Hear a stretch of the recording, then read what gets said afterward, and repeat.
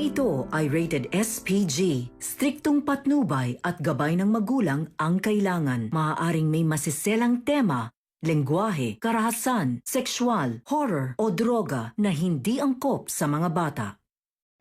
Tuluyan na kayang makalaya si Moira sa ginawa ni Dax at sino ang mastermind na sinasabi ni Dax sa presscon? Nagdadalang tao kaya si Lynette kay Carlos? Magandang araw at eto na nga tayo sa ating pinakaabangan tagpo sa abot kamay na pangarap. Welcome to my channel. Please don't forget to like, comment, and click the bell button para lagi kayong updated sa aking mga videos. Samantala, nalaman na nga ni Annalyn na may baril na tinatago ang nanay Lynette niya sa kabinet niya. Nagulat si Annalyn nang makita niya ang baril na binili ni Lynette para maging proteksyon nila ni Annalyn kay Carlos kung sakaling may gawin itong hindi maganda sa kanilang mag-ina. Habang sa baba naman, hinahanap ni Lynette si Annalyn dahil buong akala ni Lynette ay umalis na ito nang hindi nagpapaalam sa kanya dahil may hindi sila pagkakaunawa ang mag-ina. Sinabihan ni Chan Susan si Lynette na kalma ka lang dahil nasa taas lang si Annalyn at may hinahanap siya sa cabinet mo. Ikinabigla naman ni Lynette ang sinabi ni Chang Susan kaya nagmadali siyang umakyat sa kwarto dahil ikinatakot niya na baka makita ni Annalyn ang baril na tinatago niya. Ngunit huli na nang dumating si Lynette dahil nakita na ito ni Annalyn. Galit na tinanong ni Annalyn ang nanay Lynette niya, "Ano tunay? Bakit kayo may baril? Kailan pa kayo nagkabaril? Bakit? Handa na ba kayong pumatay?" Galit na sinagot ni Lynette si Annalyn na oo, para maprotektahan kita kay Carlos. Lumapit si Lynette kay Annalyn at hinawakan niya ang mga kamay nito at sinabi ni Lynette kay Annalyn na ikaw ang pinaka-importante sa akin. Mawala na ang lahat, wag lang ang ikaw. Gagawin ko ang lahat, maproteksyonan lang kita kay Carlos dahil hindi ako papayag na masaktan kanya o kunin kanya sa akin. Kaya bumili ako ng proteksyon natin. Ito ang magliligtas sa atin kay Carlos. Sabay kinuha ni Lynette ang baril. Pero hindi pumayag si Annalyn sa gusto ng nanay Lynette niya.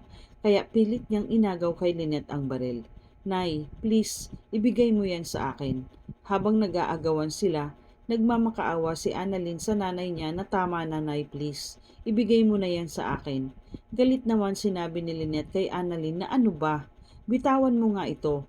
Pero hindi nagpapigil si Annalyn sa nanay Lynette niya at tuluyan niya itong naagaw. Nang biglang nahilo at natumba si Lynette at nakita na lang ito ni Annalyn na wala ng malay. Samantala, hindi na nakapagpigil pa si Dax at nagpatawag na ito ng presscon para sabihin kung sino ang totoong mastermind sa likod ng pagpatay at pagdukot kay Don Pepe. Ikinagulat ng mga taga-Apex nang mapanood nila si Dax sa TV. Wala silang kaalam-alam sa ginawang presscon ni Dax. Ikinagulat din ni Doc Ray nang mapanood niya si Dax sa TV kaya agad niyang tinawagan si Robert para ipaalam ito. Habang sa opisina naman nila Robert at Giselle, biglang napatayo si Robert nang marinig ang sinabi ni Doc Ray na ipinagtaka naman ni Giselle. Agad binuksan ni Robert ang TV para panoorin nila ang ginagawang presscon ni Dax. Laking gulat din ni Giselle nang makita niya si Dax at kung bakit ito nagpatawag ng presscon nang hindi nila alam. At sinabi ni Robert na yan ang sinasabi sa akin ni Ray. Habang pinapanood ng mga taga-Apex si Dax sa presscon, kalmado naman na pinapanood ni Zoe si Dax dahil alam niya na gagawin ni Dax ang lahat para lang magustuhan siya ni Zoe. Dumating din si Justin at nakita niya na pinapanood nila si Dax sa ginagawang presscon nito. Lahat sila ay nakaabang sa magiging revelasyon ni Dax. Sa presscon, sinabi ni Dax na may kailangan kayong malaman tungkol sa totoong mastermind sa likod ng pagpatay at pagdukot ni Kaiser Pepe. Ikinagulat ng lahat nang sabihin ni Dax na hindi si Moira Tanyag ang mastermind kundi si Carlos Benitez ang totoong mastermind sa pagpatay kay Don Pepe. Hindi makapaniwala si Doc Ray sa sinabi ni Dax at napasabi na lang ito na naloko na, bumaliktad na si Dax. Habang si Zoe naman ay napalingon nang marinig niya ang sinabi ni Doc Ray. Napapangiti si Zoe dahil naging tagumpay ang ginawa nilang plano ng Mami Moira niya kay Dax at tuluyan nang makakalaya si Moira.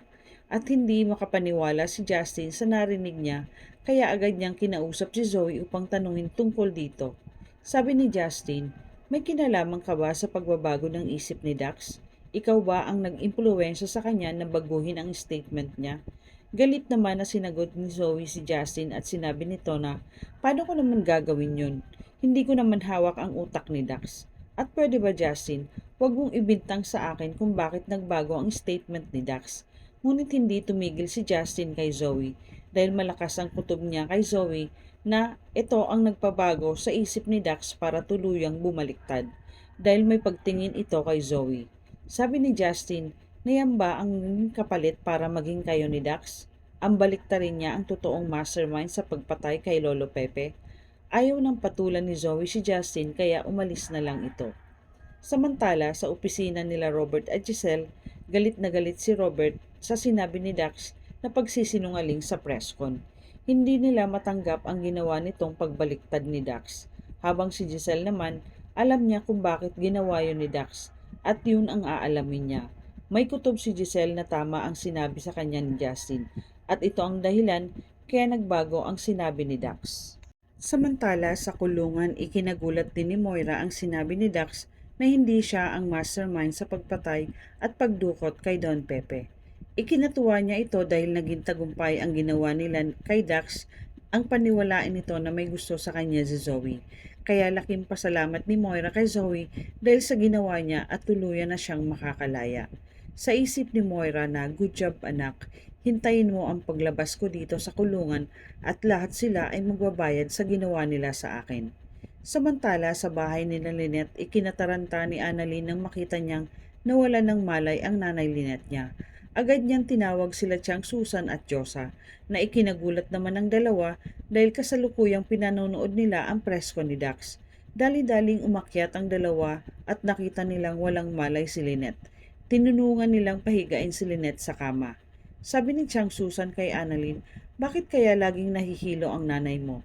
Hindi kaya buntis siya? Na ikinagulat ni Annalyn at Josa at napatingin sila kay Lynette.